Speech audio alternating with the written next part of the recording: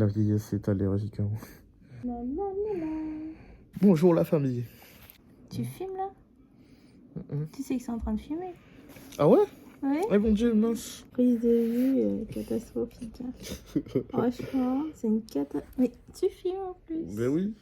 Ah là là. Bon. Non, déjà, regarde, tu mets par là. Voilà, hop. Là, je suis plus belle déjà. Mais non, c'est la lumière. C'est toujours la même personne. Je suis plus belle. Ça, c'est le bon profil. Ah ouais, bon Oui. profil. Attends, mais pas de trop. Oh non plus, comme ça. Comme ça, comme ça. Ah ouais. Voilà. Ah ouais. Comme ça. Je regarde si t'es bien. Ok, vas-y. Mais ça bouge. Ah. Arrêtez. Et puis, mais Tommy. Bonjour à tous. Donc aujourd'hui, je vais vous faire une petite vidéo pour vous expliquer en gros mon parcours jusqu'à maintenant. Donc je sais que vous avez beaucoup posé de questions sur mes différents réseaux et par la suite, donc après avoir sorti la vidéo FAQ, donc là j'ai envie de vous résumer un peu mon parcours. Donc en gros, je me suis fait entraîner par mon père au tout début. Toujours, il a été passionné par les sports de combat, arts martiaux et le sport de manière générale. Ma mère, dans l'athlétisme plutôt, en sprint, et beaucoup plus jeune. Du coup, voilà, j'ai été un peu baigné dans ce côté performance, même dans l'éducation. Performance pas que dans le sport, mais aussi dans la vie de tous les jours. Être carré, organisé, rechercher toujours le top, être toujours l'exemple. Voilà, j'ai été baigné dans ça. Avant même mes 6 ans, j'ai commencé à la maison avec mon père, qui était surtout dans le karaté full contact et Kyokushin. Kai, pour ceux qui connaissent, donc karaté plein contact avec les mains nues où on frappe au corps avec les mains et sur l'ensemble du corps avec les jambes, et aussi au visage. Et du coup, donc j'ai commencé à la maison avec peu de matériel. Avec lui, on faisait des répétitions techniques, on mettait des petites situations. Et à mes 6 ans, je me suis inscrit en club. Donc j'ai fait du karaté et du judo en même temps. Parce que déjà à la maison, on avait l'habitude de ne pas s'entraîner que en karaté, mais plutôt pour du combat de manière générale, de manière réaliste. Et j'ai été direct inspiré par l'idée d'être vraiment le meilleur combattant possible et être le plus proche possible de la réalité. Donc, j'avais pas l'âge pour faire d'autres sports de combat un peu plus complets. Du coup, j'ai été dans un club où il y avait karaté et judo, des jours différents. Et je m'en sortais très bien, je progressais assez vite. Ensuite, il y a eu le cyclone Dean parce que j'ai commencé en Martinique, donc une petite île dans les Caraïbes. Et il y a beaucoup de cyclones durant cette période-là, dont le cyclone Dean qui a arraché le toit du club. Donc j'avais plus de club. La partie un peu plus personnelle, je pense que ça intéresse beaucoup de monde parce qu'on me demande souvent est-ce que j'ai déjà eu à me battre, mais plutôt me défendre en gros en extérieur. Donc oui, j'ai eu beaucoup d'altercations, beaucoup d'agressions quand j'étais plus jeune en Martinique, depuis le CP même. J'ai eu besoin de savoir me défendre contre des plus grands. En Martinique, il y a beaucoup de gens qui viennent de différentes îles, dont la Sainte-Lucie, il y en a beaucoup. Euh, et voilà, ça. Enfin, souvent. Enfin, je dis pas que. Voilà, souvent, il y a des Saint-Luciens qui sont violents en Martinique. Et du coup, j'ai eu affaire en premier temps à eux et ensuite à d'autres Martiniquais qui voulaient. Enfin, voilà, c'est une île assez à risque quand même, malgré que c'est une très belle île. La Guadeloupe et la Martinique sont parmi les plus violentes. Voilà, ça fait que j'ai eu déjà à savoir me battre presque tous les jours en gros, par rapport à des braquages ou juste comme ça, être le souffre-douleur et avoir à se défendre tout le temps, même parfois contre des objets, des bâtons, ils venaient à plusieurs et tout, donc vraiment, fallait que je sache me débrouiller. Quand je suis sorti de la primaire, contrairement à ce qu'on pourrait penser, c'est en primaire que j'ai eu le plus de choses et quand je suis passé au collège et au lycée, les quelques petites choses que j'ai eues, franchement, c'était rien à côté de ça et Au collège, donc j'ai dû avoir à me défendre juste 2 fois. Et au final, vraiment, je me faisais très rapidement respecter jusqu'à ma sortie de l'établissement. Pareil au lycée, tout le monde m'appréciait, même ceux qui sont assez réputés pour être un peu voyous enfin, avec d'autres personnes. Ben, ils me respectaient, ils parlaient bien de moi, donc ben, il n'y avait aucun souci. Donc voilà, c'est ça, en gros, j'avais beaucoup eu de problèmes avec les parents qui parfois pensaient que c'était moi qui faisais quelque chose alors que ben, c'est leurs enfants qui venaient m'agresser. Même les professeurs se faisaient agresser parfois avec ces personnes-là. Et voilà, c'est juste ça sur quoi j'avais envie de me confier pour qu'on voit quand même que voilà, c'est pas parce qu'on fait des sports de combat ou quoi que ça veut dire qu'on est à l'abri de ça par rapport aux autres personnes, sachant que ben, il y en avait d'autres qui n'avaient rien dans les mêmes établissements que moi, dont ma copine qui était dans le même établissement que moi et qui n'avait jamais rien eu. Et du coup, enfin voilà, parfois ça tombe sur nous, on peut savoir se battre ou pas, finalement ben, tous les jours ça revient, ça revient, ça revient, et un jour ça part et heureusement. Heureusement, après, j'ai plus à savoir me défendre, à part pour les compétitions. Et c'est super. Ensuite, j'ai eu un accident de bus. Donc ça, c'est un grand tournant dans ma vie. À mes 10 ans, j'ai eu un accident de bus. Le bus, il m'a déposé contre une barrière. C'était pas un arrêt de bus. Et collé, euh, il s'est collé à la barrière en m'écrasant. Donc j'ai essayé d'enjamber. Mais mon pied s'est pris dans le garde-boue et ça m'a retiré vers le bas et arraché toute la chair.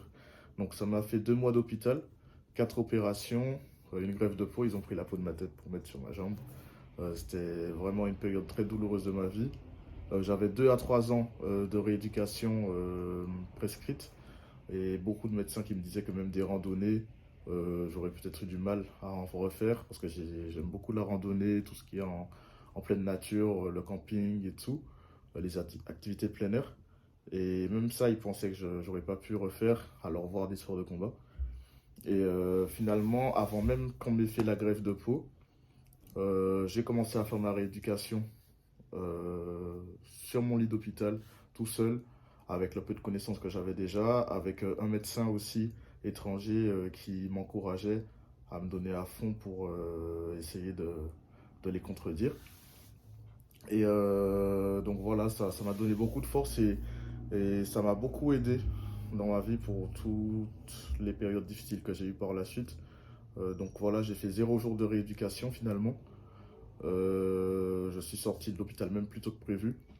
Ma mère étant infirmière, donc elle s'est occupée de ma jambe pendant la période post-greffe. Et du coup, ça m'a empêché de faire du sport pendant environ 1 an et demi. Enfin, en tout cas, pas n'importe. Enfin, je pouvais faire du sport un peu chez moi, bouger un petit peu. Pas beaucoup d'amplitude, mais voilà. C'est le temps que la greffe se stabilise et tout. Mais je faisais comme je pouvais, surtout du haut du corps. Et puis, je me gavais de technique au max dans les vidéos et tout. Dès que j'ai pu reprendre le sport, donc j'étais au collège. J'ai eu la chance d'être dans un collège où il y a eu de la lutte. Je sais qu'en France, il n'y a pas beaucoup d'établissements qui proposent des sports de combat, tout court. Mais j'ai eu la chance d'avoir de la lutte. Ensuite, j'ai fait du kickboxing en parallèle. Donc, j'ai continué aussi à la maison avec un entraînement déjà plus MMA parce que c'était ça mon objectif. J'ai vu que ça existait et je voulais m'entraîner pour que dès que j'ai l'occasion d'en pratiquer, que je sois le plus prêt possible. Je me suis rapproché aussi de beaucoup d'amis qui faisaient des sports de combat. Donc, un qui faisait de la capoeira, un qui était plus vraie lutte, un autre plus boxe. Donc voilà, ça m'a déjà beaucoup plus aidé. Euh, donc je faisais du kickboxing et de la lutte jusqu'à mes 14 ans. Et à mes 14 ans, j'ai commencé le MMA en club en Martinique, donc avec Christophe Violin et 5 coachs différents. Ils ont mis aussi en place du CrossFit pour les compétiteurs. Et dès que je me suis inscrit, j'avais l'objectif de compétition. J'étais parmi les plus déterminés à atteindre le plus haut niveau. Et ils m'ont beaucoup aidé, ils ont vu que j'étais motivé, et ils ont mis en place directement pour moi tout ce dont j'avais besoin pour progresser au mieux. Ils m'ont même fait tourner très rapidement avec les compétiteurs qui étaient déjà là depuis bien longtemps avant moi et qui étaient aussi mes coachs. Donc voilà, je les aidais pour les préparations le samedi, en sparring un peu plus dur. En plus, ils étaient dans des catégories un peu plus au-dessus de moi. Ça m'a mis en situation très vite. J'avais près de 5 entraînements par semaine. Derrière, je faisais en plus du CrossFit un travail de force et de musculation à côté. Et ils ont cherché à me préparer pour que dès que j'arrive en 2018 au MMA Factory à Paris, mon club actuel, que je sois le plus près possible. Donc Fernand Lopez, qui est le directeur et le président du MMA Factory actuellement, avec Benjamin Sarfati, mon head coach de Martinique lui avait envoyé le message que j'allais venir et du coup passer les tests comme tout le monde pour voir si je peux directement intégrer les pros. Donc là, je vais détailler la période lorsque j'étais au lycée. Donc j'avais déjà commencé le MMA, comme j'ai dit précédemment. On avait entamé la préparation pour quand je vais arriver à Paris. Et du coup, j'avais plusieurs entraînements donc, de musculation au lycée, en plus des entraînements d'athlétisme. J'avais pris l'option athlétisme-musculation où on a pu faire une petite formation aussi pour pouvoir encadrer les cours de musculation et d'athlétisme, même lors des compétitions d'athlétisme aussi. Donc j'avais déjà un petit bagage, plus les entraînements, plus le club de MMA et les entraînements de CrossFit. Et du coup, ça me faisait vraiment des journées très pleines. Donc j'avais déjà l'habitude depuis très tôt avec un volume d'entraînement de haut niveau. Sachant qu'en plus, en athlétisme, j'essayais de faire de la compète. D'ailleurs, j'en ai fait quelques-unes où voilà, je suis jamais arrivé premier, mais je me débrouillais pas mal. Je m'étais donné environ 2 ans en club d'athlétisme en parallèle en plus pour faire les compétitions. Euh, voilà, pour voir si en 2 ans peut-être que je pouvais me développer le plus vite possible. Mais j'avais toujours derrière la tête que c'était pour le MMA que je faisais ça parce que en voyant les Georges Saint-Pierre et plein d'autres athlètes, on voyait bien que l'athlétisme pouvait aider sur le développement de la vitesse et d'autres qualités athlétiques. Voilà, j'ai fait ça. J'ai ensuite arrêté en club pour me mettre à 100% dans le MMA parce que à des moments ça me faisait même rater ne serait-ce qu'un cours. Pour moi c'était affreux de rater un cours de MMA vu comment le sport se développe hyper vite. Dès qu'on rate un cours, on se ferme des portes.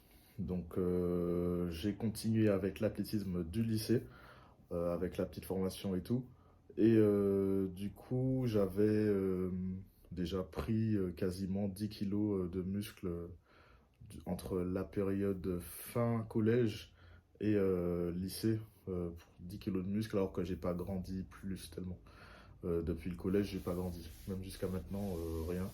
Peut-être 1 centimètre. Mais c'est vraiment... donc, on me demande souvent, donc là je fais 1,77 m environ, 78 pour en ce moment 88 kilos. Et donc je faisais 72 peut-être kilos en sortant du collège. Et non, 72, 75 parfois. Et en sortant 80, déjà pas loin dans les 82, 84. Et du coup, j'ai pris énormément en force, en endurance, en tout.